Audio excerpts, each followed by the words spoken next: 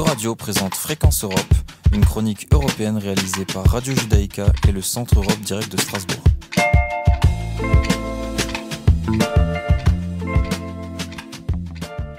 Bonjour à tous.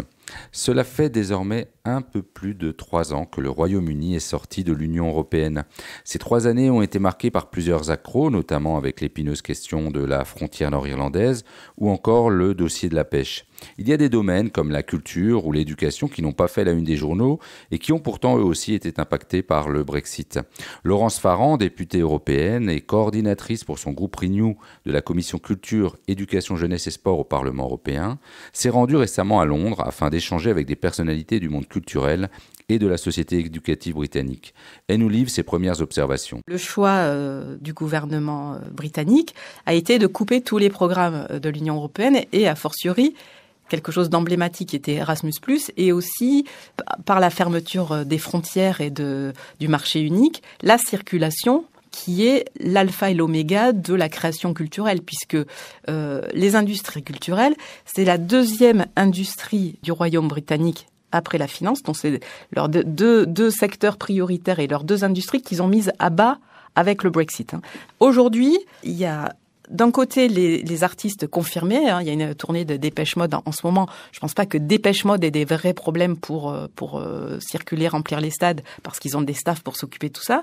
Mais pour tous les autres, c'est une extrême complexité, parce qu'ils ont un ratio de 90 jours sur 180 où ils doivent retourner à UK. Il y a un problème sur le cabotage dans les camions détournés, sur le merchandising. On n'imagine pas tous les problèmes que ça pose pour les artistes, les performeurs qui sont pas de premier plan.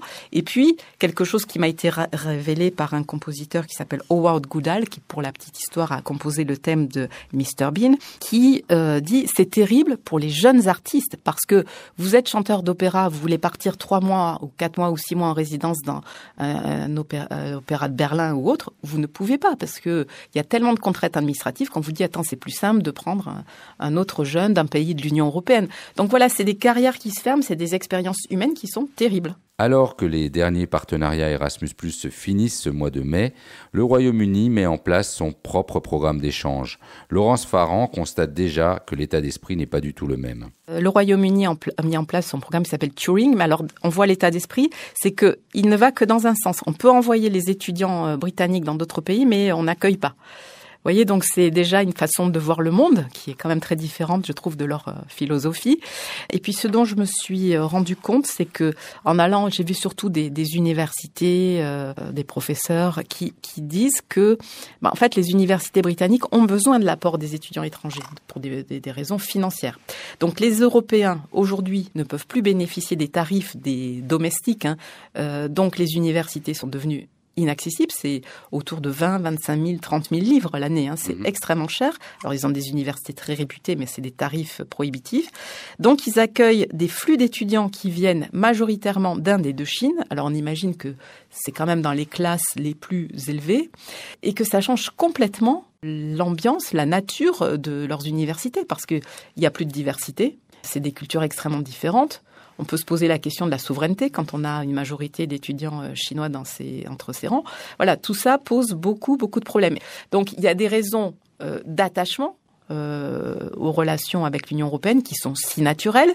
Et à la fois, on voit que pratiquement, ça se traduit par un appauvrissement, pas en monnaie sonnante et trébuchante, mais en termes d'échanges humains. La députée européenne voit néanmoins quelques signaux positifs. Je trouve qu'il y a quelques signes d'espoir qui malheureusement nous viennent de la situation de guerre en Ukraine. Parce que finalement, on s'est un peu retourné vers les alliés originels et il y a quand même ce bloc qui existe.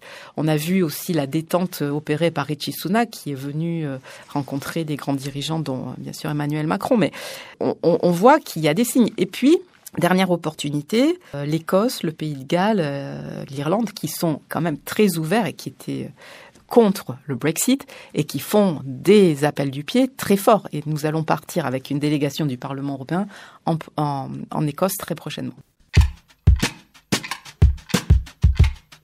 Euradio vous a présenté Fréquence Europe, une chronique réalisée par Radio Judaïka et le Centre Europe Direct de Strasbourg.